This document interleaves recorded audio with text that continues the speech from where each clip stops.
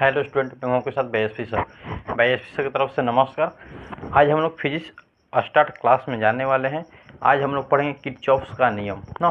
Kirchhoff's का नियम दो प्रकार की होती है, यहाँ से क्वेश्चन पूछता है। आज हम लोग जानने वाले हैं ना किरचॉफ्स का नियम किसे कहते हैं, या किसका परिभाषा कैसे निकलता है, या कितने प्रकार का होता है, और इनके प्रकार के भी परिभाषा जानेंगे, सूत्र कैसे शुद्ध होता है, सब जानेंगे। हमारे साथ रहिएगा तब ना।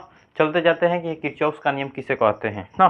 चलिए हम लोग बातों के आगे बढ़ाते हैं कि किरचॉफ्स का नियम क्या बतलाता है। चलिए, बोल रहा है कि किरचॉफ्स का नियम ना, अगर आप 2024 की परीक्षा देने वाले हैं, 2024 के अगर परीक्षा देने वाले हैं या और एग्ज़ाम की तैयारी कर पढ़ सकते हैं ना, या अगर आप 2024 की परीक्षा दे रहे हैं तो आपके लिए खासकर है कौन, किरचॉफ्स का नियम ना। ठीक है, यह बार बार एग्जाम में पूछा गया क्वेश्चन है। किरचॉफ्स का नियम क्या बतलाता है, या किस सिद्धांत पर कार्य करता है, इसका किस इंडक्शन सिद्धांत है, ये सब बताने वाले हैं ना।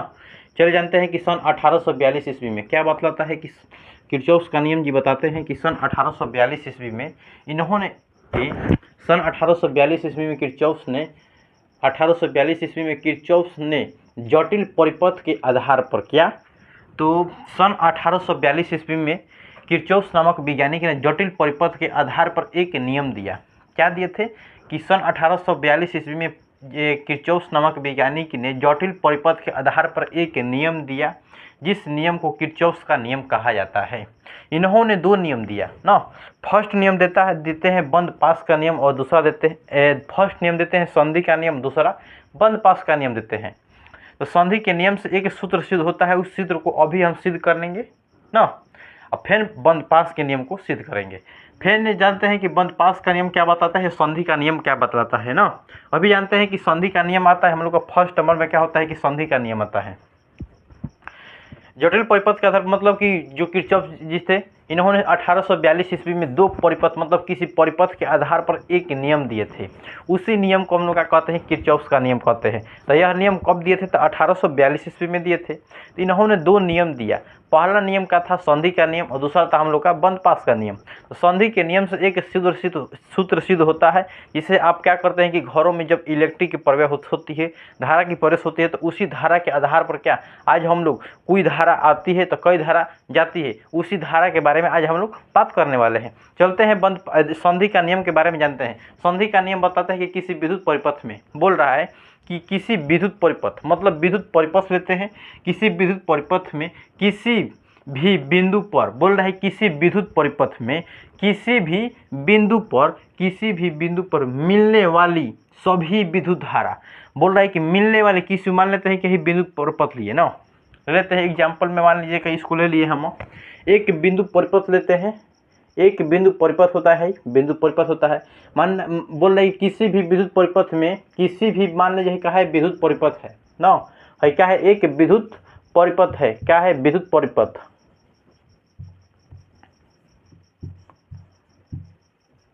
विद्युत परिपथ है।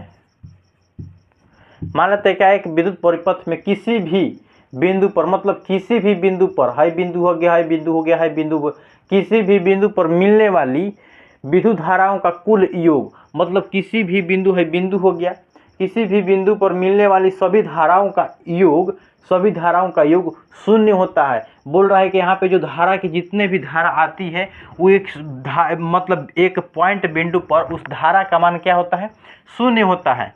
क्या बता रहे हैं कि शून्य होता है ना, शून्य होता है, अर्थात किसी भी बिंदु पर, बोलते हैं अर्थात किसी भी बिंदु पर आने वाली धारा, बोलता है अर्थात किसी भी बिंदु पर आने वाली धारा, जैसे मैं क्या रही है कि आने वाली धारा तथा गुजरने वाली धारा के बीच गणितीय योग के क्या होता है, शून्य होता है। बता रहा है कि बीच गणितीय योग के क्या होता है, शून्य होता है। ये बता रहा है कि जब किसी बिंदु पर आने वाली धारा, ना, बोल रहा है कि किसी बिंदु पर आने वाली धारा, सभी धारा का जो धारा होती है उसकी जो योग होता है क्या होता है, शून्य होता है। बोल रहे हैं कि किसी बिंदु पर आ रही है, मान लेते हैं कि एक पॉइंट बिंदु हो गया ना, है पॉइंट बिंदु हो गया, किसी पॉइंट बिंदु पर कार्य की धारा की प्रवेश हो रही है ना, जब धारा की प्रवेश हो रही है तो इस बिंदु पर है, मान लेते हैं कि क्या है, बिंदु है, तो इस बिंदु पर कार्य की धारा की प्रवेश हो रही है, जा भी रही है, आ रही है, जा रही आ रही है ना, आ रही, तो इसका जो बीजगणितीय योग क्या इन्होंने बताया कि शून्य होना चाहिए, मतलब बीजगणितीय योग इसका क्या होना चाहिए, शून्य होना चाहिए। क्या होना चाहिए, तो शून्य होना चाहिए ना, तो इन्होंने बताया।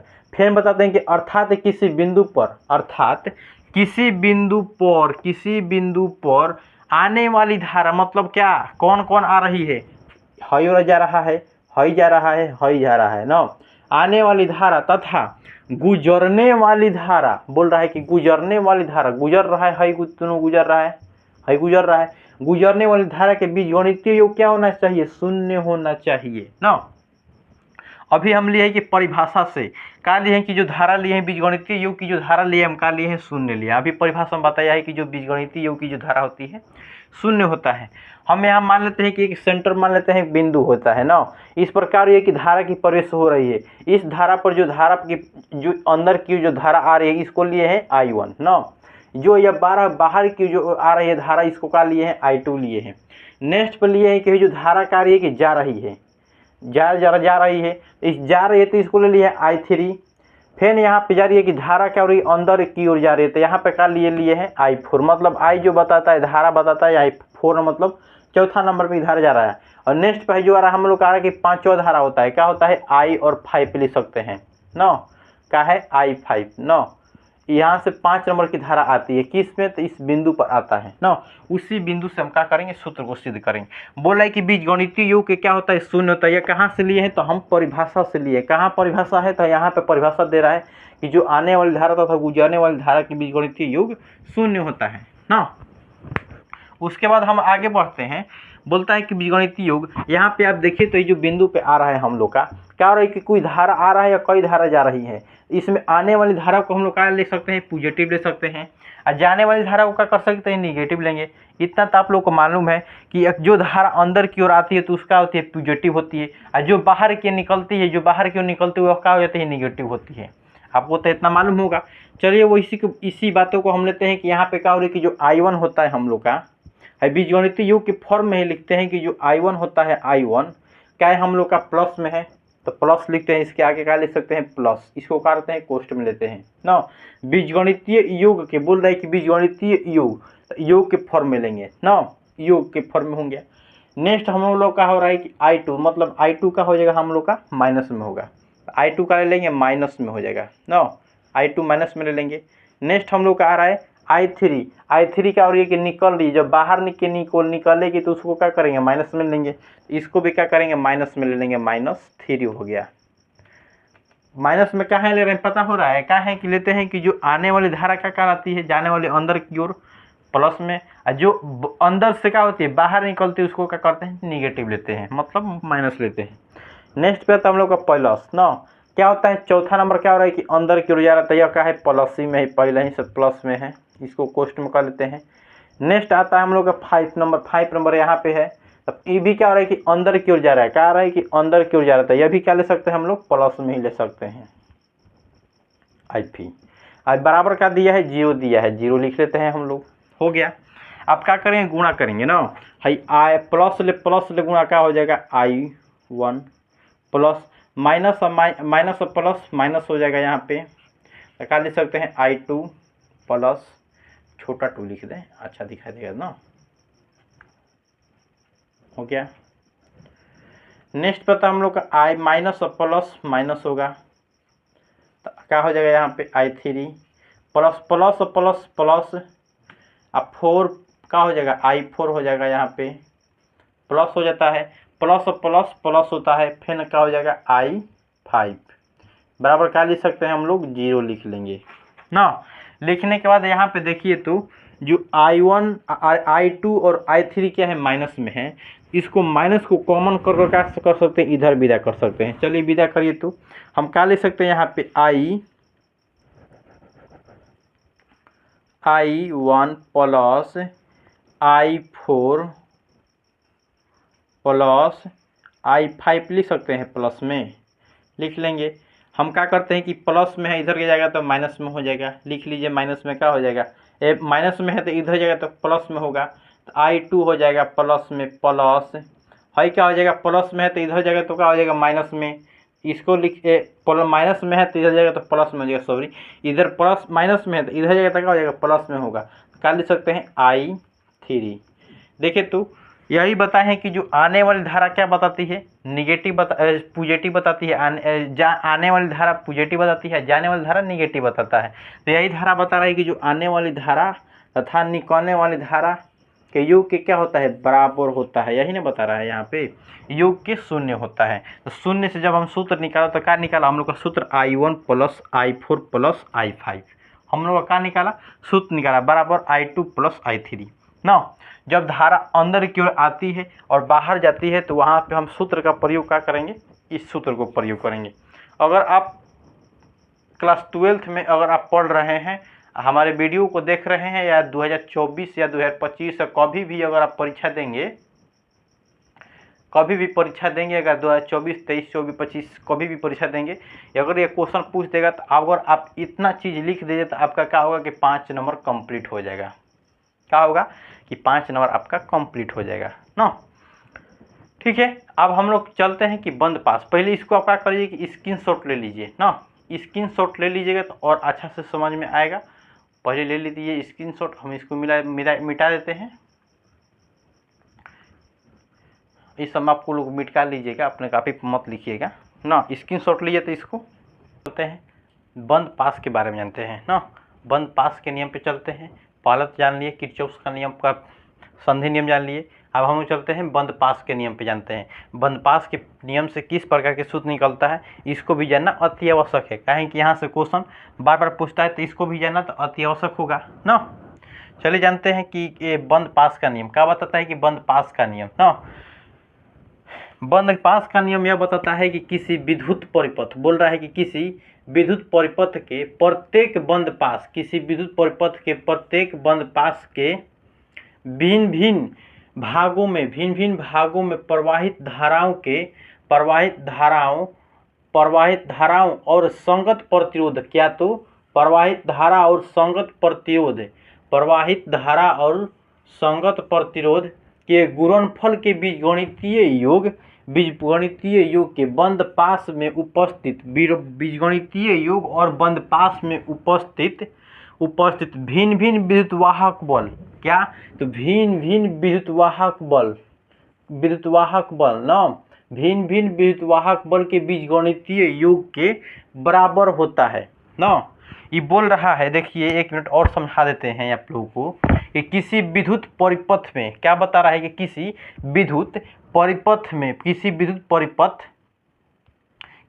परिपथ के प्रत्येक बंद पास, क्या तो प्रत्येक बंद पास के विभिन्न भागों में प्रवाहित धाराओं और संगत प्रतिरोध के गुणनफल, संगत प्रतिरोध मतलब विद्युत धारा और प्रतिरोध के दोनों का क्या बोला है, गुणनफल के बीजगणितीय योग, क्या तो बीजगणितीय योग उसी बंद पास में उपस्थित विद्युतवाहक बल के बीजगणितीय योग के क्या होता है, बराबर होता है। उसी को हम लोग क्या कहते हैं, बंद पास का नियम कहलाता है। यहीं पर लिखे हैं कि देखिए बीजगणितीय योग क्या लिया है, I क्या है, धारा है, और R क्या है, प्रतिरोध है ना। हम लिख देते हैं जो हम लोग का I है, यहाँ पर हम लोग का I जो आएगा क्या लिख सकते हैं,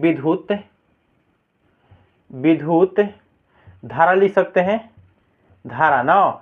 R क्या है हम लोग का, प्रतिरोध है, रेसिस्टेंस, इंग्लिश में क्या कह सकते हैं, रेसिस्टेंस मतलब प्रतिरोध है। यहाँ पे हम लोग का E जो आएगा विद्युत वाहक, क्या तो विद्युत वाहक बल, इसको ई द्वारा सूचित किया जाता है ना। यहाँ पे विद्युत वाहक बल को ई द्वारा, ई को तो इसे और क्षेत्र में पढ़ेगा तो विद्युत क्षेत्र के ई को द्वारा सूचित किया जाता है, लेकिन विद्युत वाहक बल में हम लोग को यहाँ पे ई पढ़ना है, जानना है ना। चलिए हम लोग जानते हैं कि बंद पास का नियम क्या बताते हैं। पहले हम लोग क्या करते हैं कि फिगर को समझ लेते हैं, फिगर को समझने के बाद हम लोग आगे बढ़ेंगे। देखिए क्या होता है कि बंद बोलते हैं कि एक बंद पास क्या लेते हैं कि बंद पास एक परिपथ लेते हैं जिसमें विद्युत धारा और प्रतिरोध बोलते हैं, विद्युत धारा और प्रतिरोध के गुणनफल। देखिए हम क्या लेते हैं कि एक परिपथ लेते हैं, पहला परिपथ ई होता है जिस पर क्या होता है विद्युत वाहक बल 1 होता है, इससे धारा की प्रवाह क्या होती है I1। पहले आप लोग क्या करिए कि 1 मिनट स्क्रीनशॉट इसको ले लीजिए, लेने के बाद हम क्या करेंगे आगे बढ़ेंगे। पहले स्क्रीनशॉट ले लीजिए ना, ले लीजिएगा तो अच्छा पड़ेगा लिखने को आप लोग को ना। हो गया, चलिए स्क्रीनशॉट ले लिए। तो हम क्या करते हैं कि एक परिपथ मान लीजिए हमें इतना ही सब परिपथ को क्या करते हैं कि बंद कर लिए, या का बचा सिर्फ एक परिपथ बचा। इसमें अगर धारा की बात करेंगे तो I1 है, विद्युत वाहक बल भी I1 है, और रेसिस्टेंस भी क्या प्रतिरोध हम लोग का I1 है, R1 है। ए और बी का एक परिपथ हुआ। नेक्स्ट परिपथ पे हम लोग चलते हैं, देख लीजिए तो यहाँ पे एक नेक्स्ट परिपथ हम लोग आ रहा है बी और डी। नेक्स्ट परिपथ हम लोग आ रहा है बी और डी। यहाँ पे विद्युत वाहक बल का दिया है E2 दिया है, धारा क्या है I2 दिया है, रेसिस्टेंस क्या है R2 दिया है, प्रतिरोध। नेक्स्ट पे चलते हैं हम लोग यहाँ पे डी और सी पे चलते हैं। यह भी एक परिपथ है जिस पर विद्युत वाहक बल क्या दिया है E3 दिया है, रेसिस्टेंस मतलब प्रतिरोध R3 दिया है, धारा का दिया है I3। चलते हैं नेक्स्ट पे हम लोग चलते हैं कि ए बी और सी पे चलते हैं। बी और सी एक परिपथ है, इसको भी जान लेते हैं ना।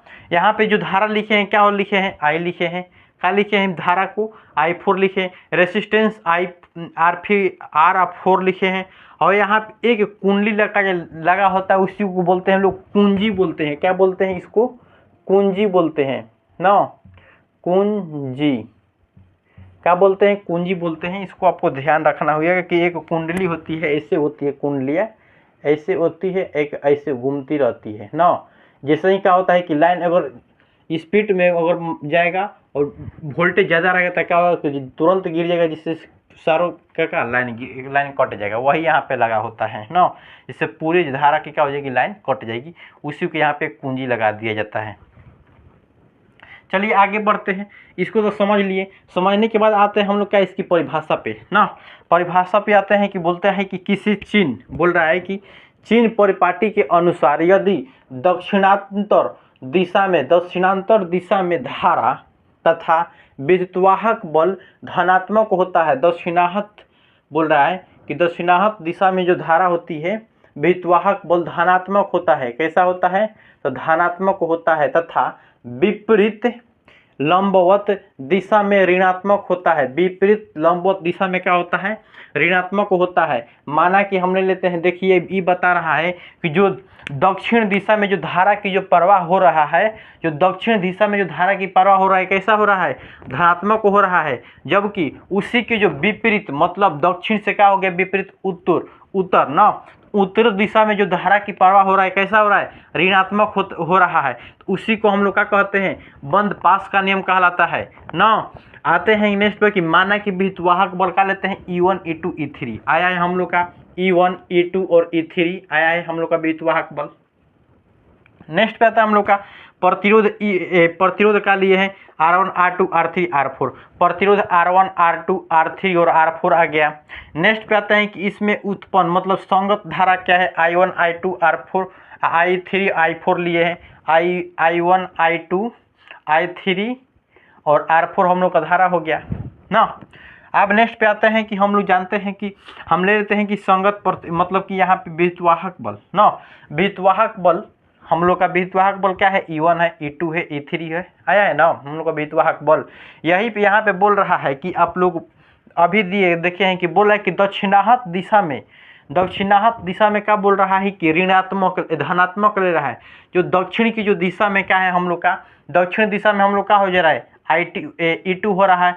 ई क्या लेंगे इसको हम लोग प्लस में लेंगे पॉजिटिव में लेंगे, तो हम ई जो हो जाता है माइनस में होता है। जब E1 जो होता है पहला माइनस में हो जाता है, इसको माइनस में ले लेते हैं। और E2 जो होता है हम लोग का दक्षिणाहत दिशा में बोल रहे थे, इसको क्या ले लेते थे प्लस में। और फिर जो E3 निकलता है अभी क्या है इसी का उल्टा होगा, तो अभी क्या हो जाएगा माइनस हो जाता है। इसको समीकरण क्या मान लेते हैं 2 मान लेते हैं। समीकरण वहाँ पे 1 माने हैं, यहाँ पे क्या मान लेते हैं 2 मान लेते हैं ना। नेक्स्ट पे चलते हैं हम लोग क्या है यहाँ पे धारा के भी प्रवाह हो रहा है, धारा की प्रवाह हो रहा है, रेसिस्टेंस भी हो रहा है। तो रेसिस्टेंस और धारा का योग निकालेंगे तो क्या हो रहा है कि I1 और क्या है I1 और R1 है, तो यहाँ पे माइनस में ले लेते हैं। फिर इसकी जो धारा लेते हैं, दूसरी धारा लेते हैं तो I2 और R2 लेते हैं। नो नेक्स्ट पे लेते हैं कि जो पहला और दूसरा जो धारा होती है वो क्या होती है, निगेटिव में बहती है, जबकि तीसरा और जो चौथा होता है यह पॉजिटिव में आता है। उसी प्रकार लिए हैं कि I3 और R3 प्लस R4 और I4 और R4 लिए हैं, यह यहाँ पे ले लिए हैं ना। तो इसको मान लेते हैं समीकरण 3 मान लेते हैं। क्या करते हैं कि समीकरण इसको 3 मान लेते हैं। समीकरण 3 मानने के बाद समीकरण 1 से हम लोग क्या करेंगे, चलेंगे ना। क्या करेंगे कि समीकरण 1 ले लेते हैं। यहाँ पे समीकरण 1 में समीकरण 2 और 3 का मान रखने पर ना, समीकरण 3 में मान रख लीजिए ना। है क्या यहाँ पे दिया है I1 और योग IR दिया है, तो IR का जो मान निकाला है यहाँ पे इधर लिख सकते हैं हम लोग। लिखिए तो देखिए क्या होगा, I माइनस I1 R1 होगा, क्या होगा माइनस I2 R2 होगा, प्लस क्या होगा I3 R3 प्लस I4 हो गया ना। नेक्स्ट पता हो आपको विद्युतवाहक बल का दिया है E1 plus E2 minus E3। यहाँ से हम लोग क्या कर सकते हैं कि माइनस को कॉमन लेंगे ना, माइनस को कॉमन ले लीजिए तो I1 R1 हो जाता है, प्लस हो जाता है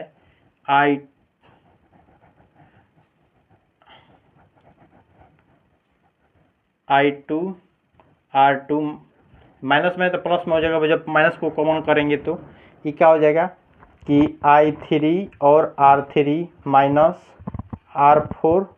I4 और R4 कॉस्ट बंद कर लेते हैं। यहाँ पे भी माइनस को कॉमन लेते हैं, तो जब माइनस को कॉमन लीजिएगा तो I1 हो जाएगा, E1 हो जाएगा माइनस E2 और E3 क्या हो जाएगा, प्लस में हो जाएगा।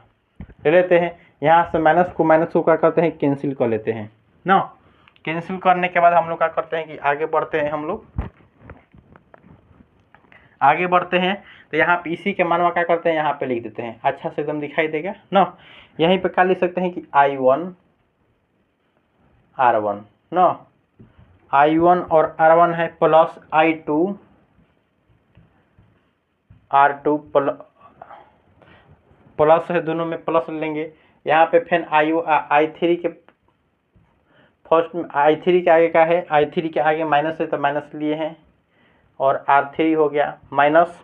यहाँ पे भी I4 के आगे क्या है, माइनस है तो इसके आगे माइनस लिख लिए हैं I4 और R4 बराबर क्या ले सकते हैं, E1 माइनस E2 प्लस क्या ले सकते हैं E3, E1 minus E2 minus E3 plus में होगा। तो हम लोग का जो सूत्र निकाला, क्या निकाला देखिए तो, हम लोग को जो फॉर्मूला निकाला यही ना, फॉर्मूला निकाला है हम लोग का, यही हम लोग का क्या हो गया, फॉर्मूला हो गया किसका, तो बंद पास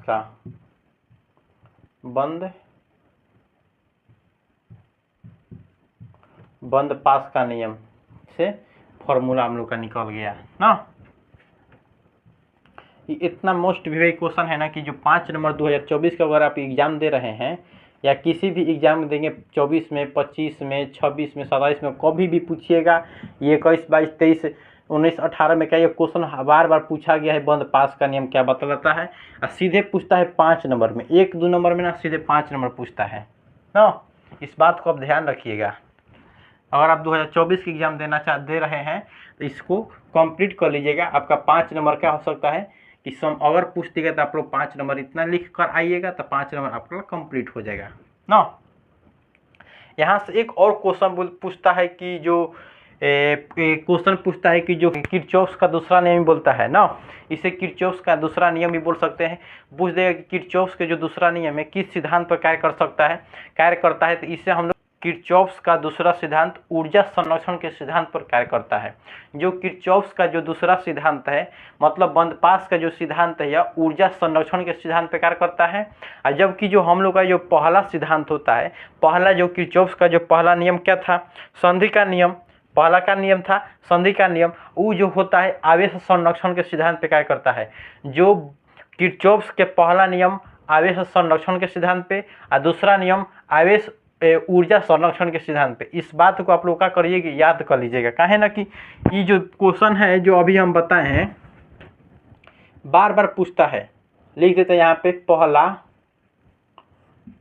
पहला में क्या लिखते हैं, पहला में क्या पूछता है, आवेश संरक्षण। क्या पूछता है, आवेश संरक्षण। और दूसरा में क्या पूछता है, इसमें दूसरा क्या होगा, बंदपास होगा। दूसरा में क्या पूछता है, ऊर्जा संरक्षण, ऊर्जा संरक्षण। ये इतना क्वेश्चन मोस्ट वीवाई क्वेश्चन दोनों है ना कि बार हर साल एक क्वेश्चन इसमें दोनों में से देता है। एक क्वेश्चन हर साल देखिएगा, क्वेश्चन उठा कर देखिएगा क्वेश्चन बैंक, तो हर साल ये दोनों मिलेगा क्वेश्चन, दोनों में से एगो मिलेगा कि जो किरचॉफ्स का नियम, पहला नियम किस पर आधारित है, तो आवेश संरक्षण पे, दूसरा ऊर्जा संरक्षण पे। इस बात को याद कर लीजिएगा, एकदम ट्रिक से याद करिए कि जो पहला आवेश दूसरा ऊर्जा ना। अगर पूछ देगा कि बंदपास के नियम किसे कहते हैं या किरचॉफ्स का दूसरा नियम किसे कहते हैं, तो इतना चीज लिख दीजिएगा तो आपका कंप्लीट हो जाएगा 5 नंबर ना। ठीक है भाई, एसपी सर की तरफ से क्या नमस्कार। अगर अच्छा वीडियो समझ में आया होगा तो कमेंट करना क्या ना भूले। ठीक है।